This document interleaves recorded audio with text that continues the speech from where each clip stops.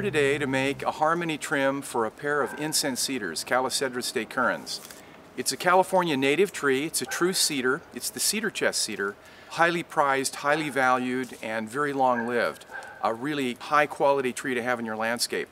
And one of the trees that is most needful of what we call the harmony trim. The incense cedar is oftentimes interfered with by other trees because they're slow growing, and they'll be outperformed for size and height by the competition of other trees. They're many times overwhelmed if they don't get their crown up in the sky. This tree is about 15 years old and still getting its stride, but we find that it is being interfered with by Pinus pinea, Italian stone pine, and also the black acacia is coming in on it and crowding its crown.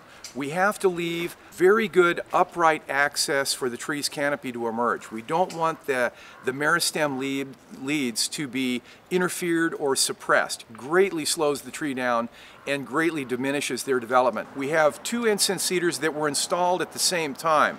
The one behind is somewhat larger, more than twice as large. It has had less crown interference than the smaller one. Even though they're of the same age, we see that one has greatly increased while the other is kind of languishing under the competition of neighboring trees. So this is a harmony trim. We've got some pruning to be done right over the very top, the very leading tip of the crown, the most important, the most vulnerable part of the tree. So we want that tip to be free of competition, free of contact, and this tree does suffer from the so-called canopy shyness. If another tree comes into contact with an incense cedar, generally it'll suppress it. Our goal today is to free the crown of this tree from contact competition so that it can develop normally and naturally and come to full fruition. Well, of course, in this case, we have to perform some rigging and lowering. The branches that were interfering with the incense cedar turned out to be very long, substantial, fairly major limbs. So we have to rig and dismantle and lower them down to get them down safely. We've got a climber up in the tree. He's got a rope and saddle and lanyard set up. He's got his rope position well above him, and we're dismantling in stages and phases, bringing it back to the main stem.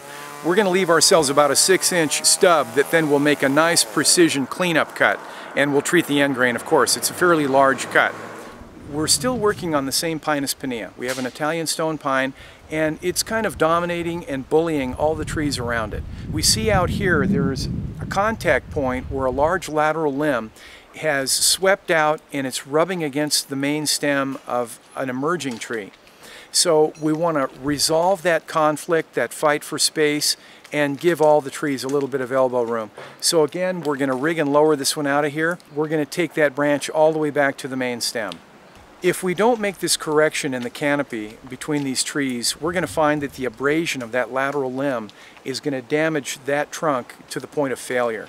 So rather than wait for that to happen, we're going to sacrifice one lateral limb of the Pinus pinea to free up our emerging pine. It's one structural rescaffold cut. We're going to take it apart in pieces and then right on back to the main stem. Some of the most important pruning that we do is harmony pruning between trees that are fighting it out for space.